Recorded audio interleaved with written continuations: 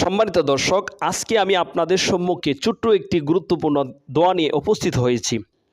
এই ছোট্ট দোয়াটি যদি কোনো অসুস্থ ব্যক্তি নিয়মিত পাঠ করেন, আল্লাহর ইচ্ছায় সে সুস্থতা লাভ করবে।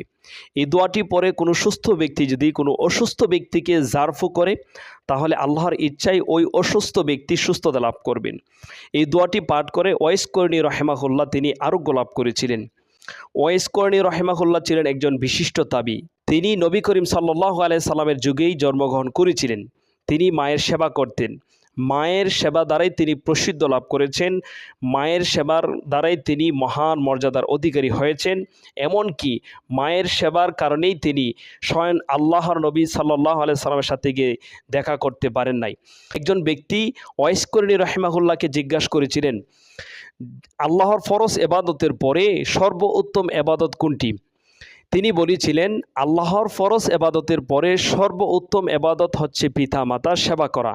এছাড়া আর কোনো ইবাদত সম্পর্কে আমি জানি না।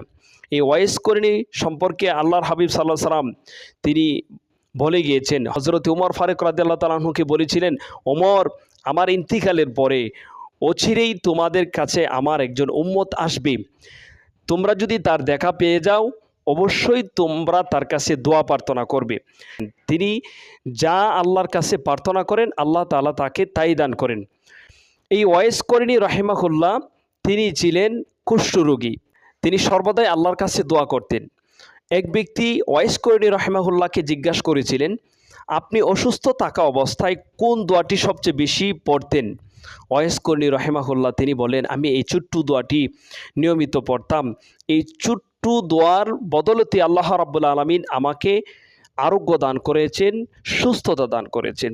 তাহলে চলুন সেই ছোট্ট দোয়াটি সম্পর্কে জেনে নেই। কি সেই ছোট্ট দোয়াটি যেটার কারণে ওয়াইস করণী রাহিমাহুল্লাহ আরোগ্য লাভ করেছেন? এই দোয়াটি হচ্ছেন, আল্লাহুম্মা রাব্বিন নাস আযহিবিল বাআস ইশফি আনতা শাফি লা শিফাআ ইল্লা শিফাউকা শিফাআন লা ইউগাদিরু সাকামা। এই দোয়াটির অর্থ হচ্ছেন, হে মানুষের প্রভু, তুমি সুস্থতা দান করো। তুমি একমাত্র সুস্থতা দানকারী। তুমি ব্যতীত আর কেউ সুস্থতা দান করতে পারে না। এমন সুস্থতা দান করো যা কোনো রোগ বাকি রাখে না।